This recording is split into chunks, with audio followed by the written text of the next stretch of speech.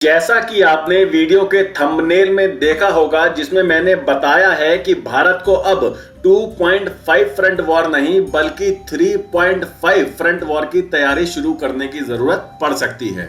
2.5 front war का मतलब है कि भारत को एक साथ एक फ्रंट पर पाकिस्तान का सामना करने को तैयार रहना चाहिए, एक फ्रंट पर चीन से लड़ने को तैयार रहना चाहिए और आखिरी का आधा फ्रंट उन दुश्मनों से लड़ने के लिए रखा गया है जो कि भारत के अंदर है और युद्ध के समय भारत के अंदर अंदरूनी कलह करा सकते हैं, किसी तरह के दंगे फसाद करवा सकते हैं भारत को अंदर से कमजोर करने के लिए।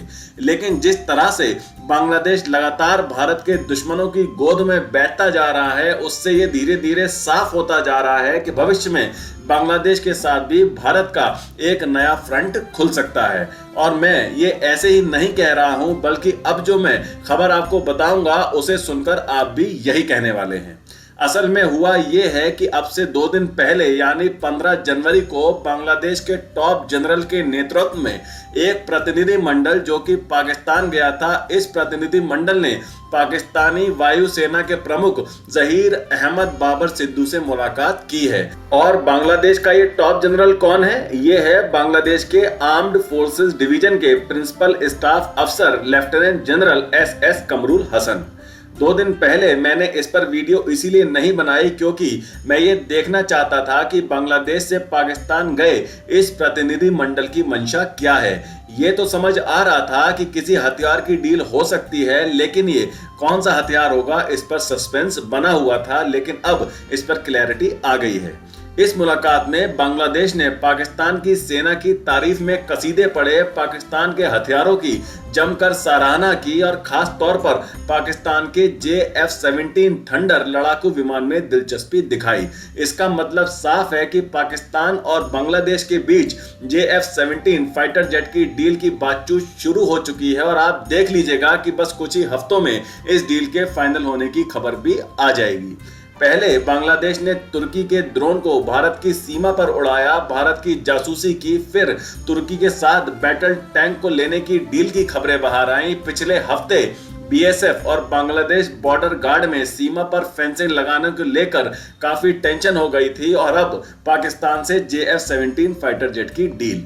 इशारा साफ है कि बांग्लादेश खुद को भारत के खिलाफ मजबूत कर रहा है और पाकिस्तान और तुर्की खुल्लम खुल्ला इसमें बांग्लादेश का साथ दे रहे हैं, जबकि चीन पर्दे के पीछे से चुपचाप भारत के खिलाफ अपना जाल बुन रहा है। पैसा ना तो पाकिस्तान के पास है ना बांग्लादेश के पास। तुर्की की अर्थव्यवस्था भी खराब दौर से गुजर रही है, इसीलिए बांग्लादेश को जितने भी हथियार दिए जाएंगे उसके लिए इनडायरेक्ट रूप से पैसा चीन के द्वारा ही पंप किया जाएगा और बांग्लादेश को कर्ज के जाल में फंसाया जाएगा।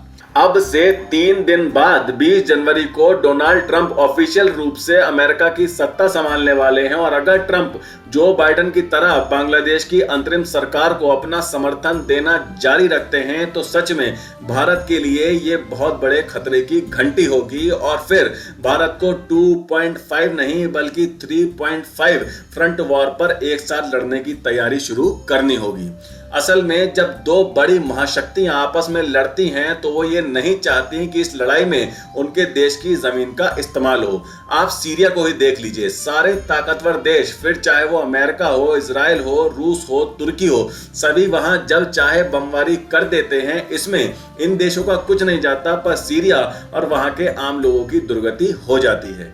ठीक इसी तरह चीन और पाकिस्तान को तलाश है भारत के खिलाफ लड़ने के लिए जमीन की, और ये जमीन अब बांग्लादेश की हो सकती है। और एक बार अगर भारत बांग्लादेश का फ्रंट खुल गया तो बांग्लादेश दूसरा सीरिया बन जाएगा और यहां से लगातार भारत को डीस्टेबलाइज करने की कोशिश हमेशा की जाती रहेगी और भारत आने वाले लंबे वक्त तक इस समस्या से जूझता रहेगा।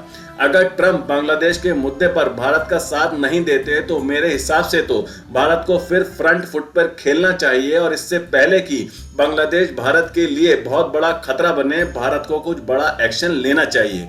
और शायद भारत की सरकार का भी यही प्लान हो सकता है, क्योंकि बांग्लादेश के मुद्दे पर अब तक भारत की सरकार ने कोई भी बड़ा कदम नहीं उठाया है, क्योंकि शायद सरकार भी इस मुद्दे पर ट्रंप का रुख देखने के बाद ये फैसला लेगी कि उसे आगे क्या और कैसे करना है।